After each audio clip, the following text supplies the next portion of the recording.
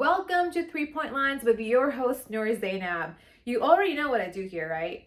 Every single day, every single game, my favorite pick against the spread. Last night, 11 game night, I went 2 of 11. My score is up to 54% now, and tonight is a 5 game night. So let's see how that fares out for me.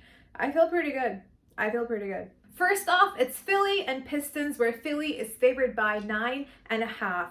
This should be a Philly win. You've got James Harden, you have Embiid, and you've got every single perimeter shooter on your squad ready to go.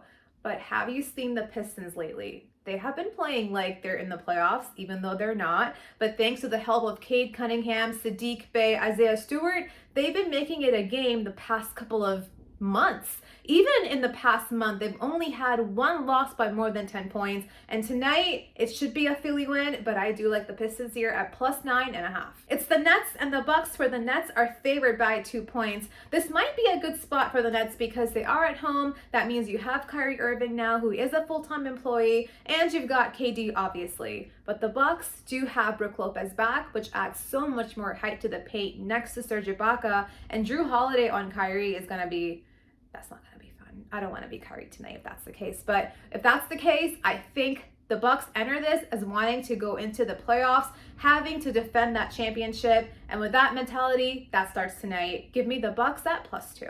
It's the Hawks and the Cavaliers, where the Hawks are favored by 5.5 points.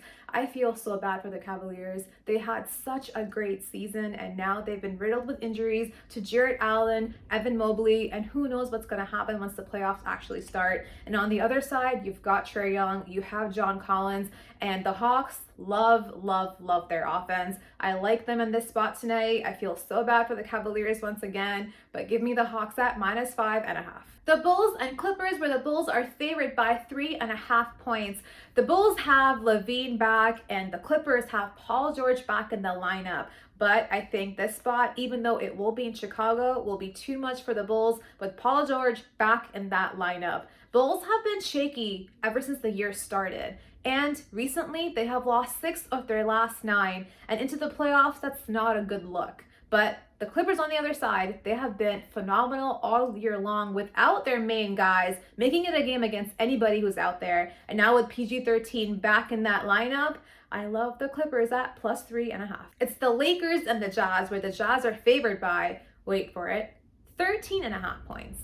13.5 points. That's kind of crazy. I know we don't have LeBron James in this one, and the Jazz are pretty healthy, just missing Whiteside, but it's too big of a spread for a Jazz team that's been pretty inconsistent all year long. They have not blown out opponents. They've been losing to bad teams just based off of matchups. And tonight in this spot, even though they should win against the Lakers, I think it's too big of a number for the Jazz to lay. So give me the Lakers at plus 13.5, and don't call me crazy. These were all my picks for today's show on 3-Point Lines with your host, Noor Zainab.